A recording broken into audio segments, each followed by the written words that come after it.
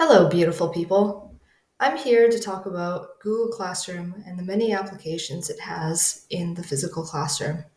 This is especially useful for students who have low digital literacy skills or are just new to the school and the filing systems at the school. I found that this is a nice, easy way for students to access their files, to share the files, and to collaborate on the same file in a real-time manner. So let's jump in right here. Over to my left here, you've got your home, you've got calendar. Calendar is quite useful, although I don't utilize it as much as I should. Uh, it's better for students because the calendar shows them when all the assignments are due, which you set all through Google Classroom. This is one of the reasons why I really like using Classroom. So here's my teaching panel here. My review to review is all of the work that my students have submitted, and it will show how many people have handed it in. So I haven't assigned any of these. Let's see. Oh, right. It's because I'm in a teacher classroom. So let's go to one of my real classrooms.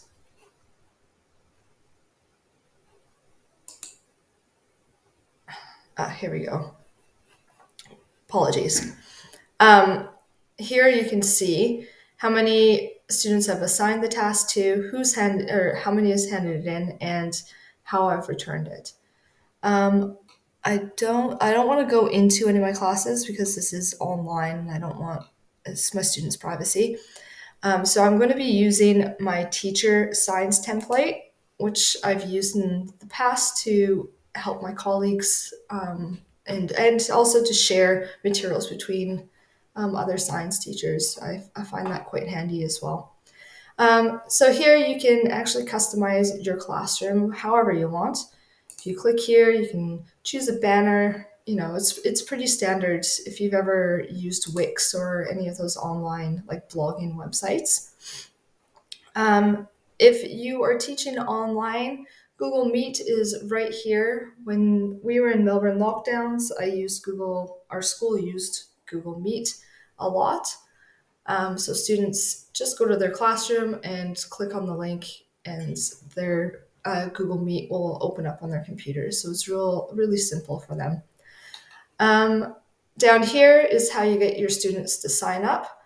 If you've used StyleUp or Tinkercad or any of those uh, resources online, you'll be pretty familiar with class code.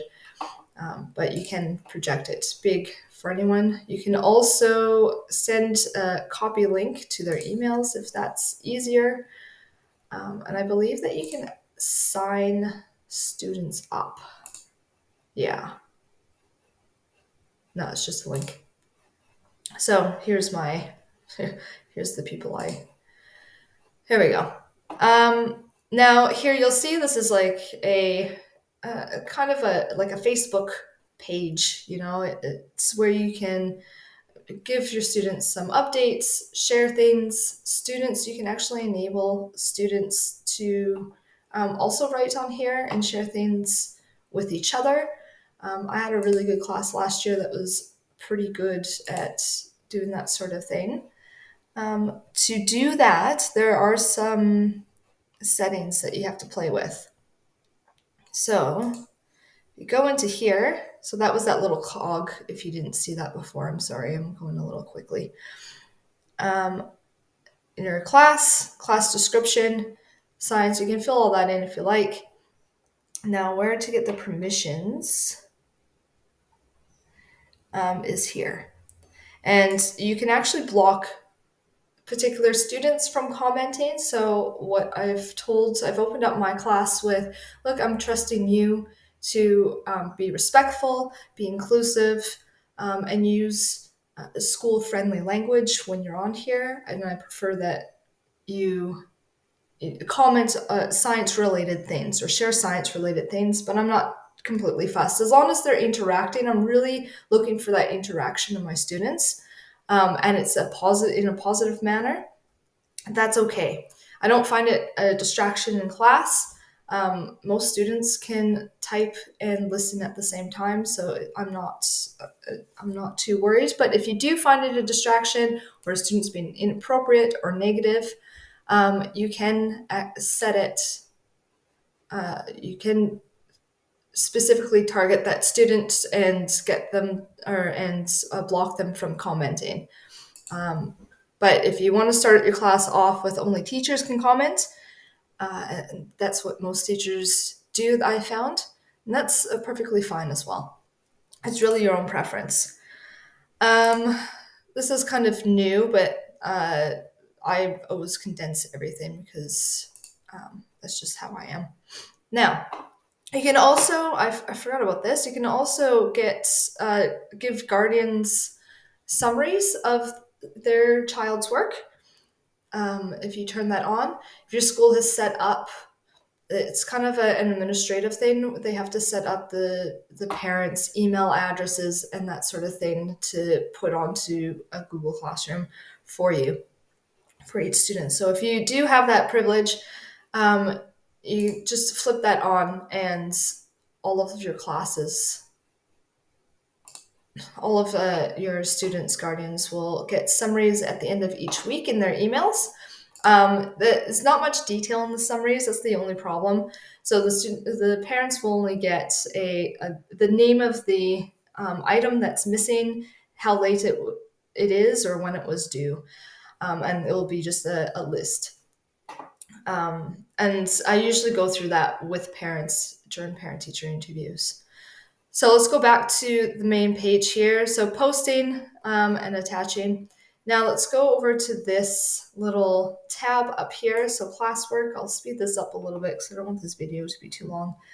And here you can actually set topics. So you can organize your classroom into different topics. All my students will find their topics and class material on here. So my school and in my classes, we focus a lot on literacy. And I think in science, literacy is especially important to understand any of the concepts that are happening. So I've given my students a learner's dictionary. And if you click on that, you can find the links for things. I'll show you how to add these things now. So you just go up to create. Now, if you want to make a new topic like I've done here, you just click on that, say assignments or something. Physics, I've already got physics. I've tried to set up Google Classroom in this way actually to have all of the assignments under one heading, but I found that students are still a bit confused to where to find their assignments. So I've just stuck to the different units that we teach, and then I usually have to walk them through to find biology, and I always move whatever we're taking to the top. So this is a bad example because this isn't for students, it's for teachers. But if we were doing chemistry, that would be at the very top here. And then I would just tell students, okay, classwork, find chemistry, and look for literacy game, something like that. So I've got a topic here. So now you can you can do material assignments, you can do quiz assignments, which is it's a Google form. It's quite handy. And you can just ask a question as well. It's kind of like a polling type of thing, just right on the classwork page here. So I'm going to go with assignment. And you can see, because the assignment's more complicated than the material. Material, you won't have all of this stuff. Material will just be this here. So name your title, some instructions for your students. You can bold, underline text, whatever. You can add YouTube. YouTube's really easy. Is an easy link. You just copy and paste. You can even just search, and it will pull up some YouTube videos. And then you can just add the video like so. Now, if your students don't have access to YouTube, that's a bit of a problem. I use it to kind of organize myself, actually. Or I'll download a video and you can put an MP4 on here just using the upload button here.